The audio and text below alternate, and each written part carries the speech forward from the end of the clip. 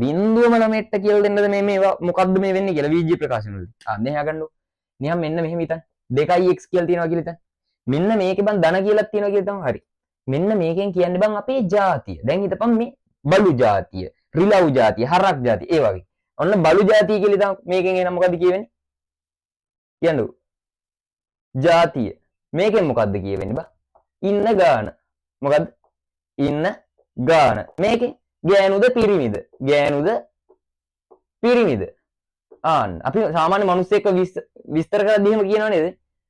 ගෑනු කිව්වොත් ඍණ, පිරිමි කිව්වොත් ධන. හරි නේද? එහෙනම් මේ මොකද්ද එහෙනම් නිකන් බලු ජාතිය කියලා කියමු. x කියන්නේ බලු ජාතිය. බලු ජාතියේ කී දෙනෙක් ඉන්නවද? දෙන්නෙක් ඉන්නවා. මොකද පිරිමි හරි ගෑනු හරි. තේරෙනවනේ? ඔයා පිරිමි නම් ධන තියෙයි මෙතන.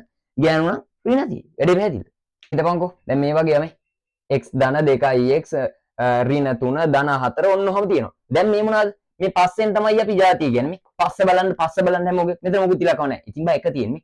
එහෙනම් රිලා ජාතිය කොල්ල දෙන්නයි රිලා ජාතිය කොල්ලකුයි. එතකොට බා රිලා ජාතිය කොල්ල දෙන්නෙකුයි තව රිලා ජාතිය කොල්ලකුයි ඉන්නකොට දැන් මෙතන මේ මුන් නිකන් බලු ජාතිය වගේ. වෙන ජාතිය මුන්ගේ පස්සේ මොකුත් නැහැ. තියෙනවනේ. එහෙනම් බලු කෙල්ල 3 දෙනයි බලු කොල්ල 4 දෙනෙකු ඉන්නවා. එහෙම ඉද්දි උඹට පැහැදිලිද? දැන් බල්ලෝ ටිකයි රිලව් ටිකයි ඔක්කොම එකතු කරලා බල්ලෝ පහයි එහෙම කියනවද? නෑනේ බා. එතකොට මේ බලු ජාතිය කොල්ලයි බලු ජාතිය කොල්ල දෙන්නයි. එහෙනම් බලු ජාතිය කොල්ල 3 දෙනයි. මේ රිලා කෙල්ල 3 දෙනයි රිලා කොල්ල 4යි.